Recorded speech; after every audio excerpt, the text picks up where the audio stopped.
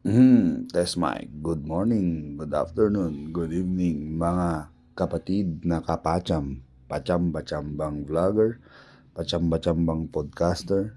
Ayan yun na. Basta, gino-good morning naman kayo, gino-good afternoon, di ba? Good evening, di ba? Bakit good evening? Kasi po, baka may nakikinig ngayon nasa abroad, di ba? Ayun, nasa ibang time zone. Kumusta naman kayo dyan? May Gcash po ba dyan? Bakit mo tinatanong, brother? Papadala namin kayo. Yun o. Sarcastic ka ba? De, joke lang po. Okay, good morning po. Magandang araw sa ating lahat.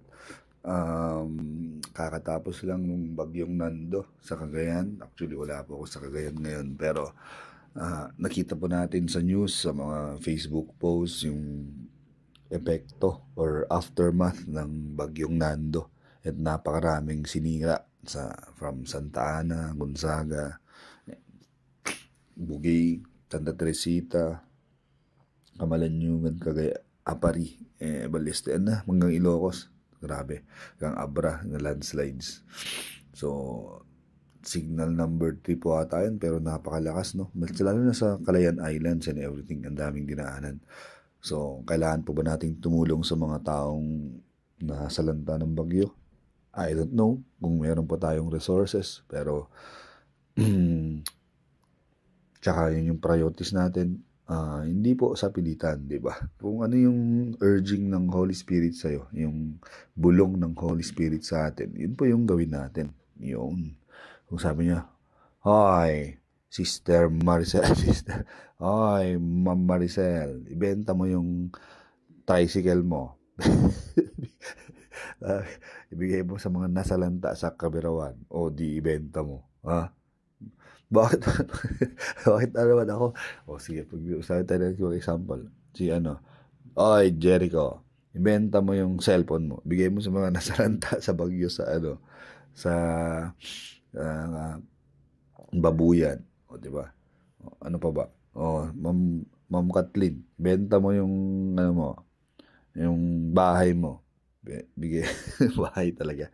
Huwag na. Yung kotse ni Sir Edison, benta mo, sanla mo na muna. Bigay mo sa mga nasalanta ng bagyo sa Batanes. Yan. Example lang po yun. Hindi ko sinasabing yun yung sabihin sa inyo ng Holy Spirit. Kasi hindi ko alam kung paano siya paano siya magsalita sa inyo. Pwedeng sa panalangin nyo and everything. Hindi mo kailangan, kahit di mo na, tsaka, kalma, baby ko, kalma. Asan na yung taga-kalma ko, Brother Jerby, Benson, Mitchell. Anyway, di naman po kailangan talaga na tayo ay tumulong or magbenta ng something na ari-arian. Ikaw, brother, wala kang ibibenta. Marami akong ibibenta. Yung mga raketa, tsaka sapatos ni Alan Jim na binigyan niya sa akin, di benta ko lahat yun. Sinong bibili, ha? Benta natin lahat. Sinong bibili? Post ba natin online? Wala ako sa Paris, so di ko rin makibenta. Anyway, balik tayo dito. Focus. Hindi po tayo kailangang tumulong kung wala tayong tutulong. Parang yung example, yung bote ng 1.5 ng Coke. Makakapagsalin lang yan ng Coke dun sa baso kung may laman. Yun. Di ba? So kung wala tayong laman, wala tayong mabibigay. Paano tayo magkakaroon ng laman? Di agsakdo tayo, di ba? Yung sakdo sa Tagalog, alaysa. Ah, Mag-igib. Yun, salamat. Oh, bilis nung chat. Oh. Thank you very much. Okay, mag-igib tayo kasi. Yun. Anong iigibin natin? Anong sasakduin natin? Magsakdo tayo ng lahat, ng resources, ng pera, ng sweldo, ng physical resources, ng financial. Saan tayo kuha? Magtrabaho ka. Siyempre, magnegosyo ka, mag-invest ka, and everything na legal. Legal po, legal. Yan. Huwag tayong mangurakot. Huwag tayong magko-control flood. Huwag tayong alam nyo na, lahat ng illegal. Anyway, so magsakdo rin po tayo ng sasaon ng Apo Diyos, ng mga Word of God. Kaya tayo nandito ngayon. Yun. Magko 5 minutes na, brother. Wala ka pang sinasabi. Introduction pa lang ba yan? Yep. Introduction pa lang po to. Hindi po natin kailangan tumulong in a grand gesture or everything.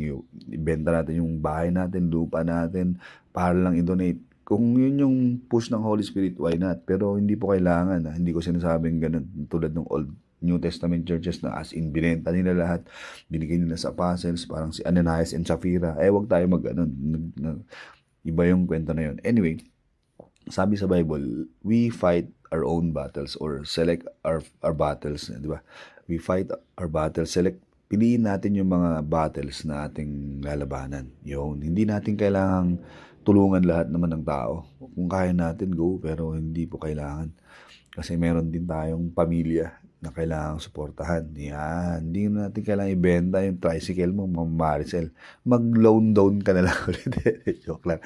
Yan, ibenta mo yung kalaman ni Walden, mas mahal pa yun, di ba? Ang point ko po, maraming mga ministries, sobrang dami. Pero, hindi natin kailangang gawin yung mga hindi sinabi ng Holy Spirit na gawin natin. Di po ba? Gawin lang natin yung mga kaya natin. Tsaka yung mas importante, yung sasabihin ng Holy Spirit ng Diyos sa atin. Bakit ka Holy Spirit ng Holy Spirit, brother? Ano ba tayo? Maging Pentecostal na ba tayo? Or born again? Ate Olive. Holy Spirit, wala pa akong naririnig na Jesus Christ. Yun, nagsabi ng Jesus Christ. Alam nyo kasi mga kapatid, sinasabi natin lagi na that we believe in the triune God, di ba? Trinity, kahit na wala yung word of Trinity sa Bible. Pero it is a fact na merong Father, Son, and Holy Spirit. They have their own persons and work. Sa Bible, kung mababasa po natin, the Old Testament, the Father, yun yung kilalang Diyos. And then in the New Testament, Jesus came. He is the image of the invisible God. He is the reflection of the Father. I and the Father are one. And nung papalapit na si Jesus Christ na mamatay, and even before he resurrected, ano yung sinasabi niya? I will send you the Comforter. I will send the Spirit and everything. Di ba? Di po ba? Kaya, nung wala na si Jesus Christ, sa Acts 1:8, ano sabi doon? You will receive power when the Holy Spirit comes to you. At nangyari nga, napunta sa kanila doon sa Acts chapter 2. The Holy Spirit descended unto Peter and the apostles, and they spoke in tongues and everything. Everything, basahin po natin mga kapatid. From Acts to Revelation, lahat ng mga gawa ng Diyos, ministry, evangelism, missionary journeys, and everything, 100% was done by the power of the Holy Spirit. In the name of Jesus Christ, in the name of the Father, in the name of Jesus Christ, by the grace of the Father, in the name of Jesus Christ, by the power of the Holy Spirit. Basahin po natin, Acts to Revelation.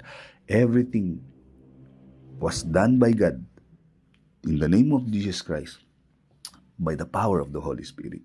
By the power of the Holy Spirit. Ito po yung hindi natin tinatap ng mga na power. Nakakalimutan po natin. We honor, we praise the Father, the Son. Pero pag Holy Spirit na, ano yan? Holy Spirit. Yan ba yung nagpapalamig ng aircon ng kapilya natin? Hindi po, mag-offering kayo konti para may pambayad si pastor, si diakono, si treasurer ng kuryente para may aircon. May aircon ba lahat? Bumili po kayo. Magdasal kayo, mag-offering kayo. Wag lang tithe. Damihan nyo, 10, 20%, 50%, kung yun yung laman ng dinicide ng puso nyo. Yun. So, sana po tayo, Holy Spirit. Yan, magti 10 minutes na. Wala ka pang binabasang verse. Para ka nang yung mga pastor ng brother. Hindi po. Ayun, may binasa na ako. Acts chapter 1 verse 8. Yan, di ba? The power will come to you when the Holy Spirit comes to you. You will receive power when the Holy Spirit comes to you. So, yung Holy Spirit po, kailangan po nating i-recognize sa buhay natin. We can never do anything without the Holy Spirit of God. Tandaan po natin. God, the Father, is above all. He sent His Son, the image and the likeness of God. And now that Jesus has gone back to the Father, He left the Holy Spirit to us. Nasa atin po. Paano natin malalaman na nasa atin yung Holy Spirit? Paano ko malalaman, brother? Kung may bunga ka po ng Holy Spirit. Ano yung bunga na yun? Hindi kakanta na naman tayo, yung favorite nyo kakanta. O sige, the fruit of the Spirit is love, joy, peace, patience, kindness, goodness. The fruit of the Spirit is faithfulness, gentleness, and self-control. Yan. Pag meron ka po ng mga bunga na yan, then you have the Holy Spirit in you. Good morning, good afternoon, good evening po. God bless us.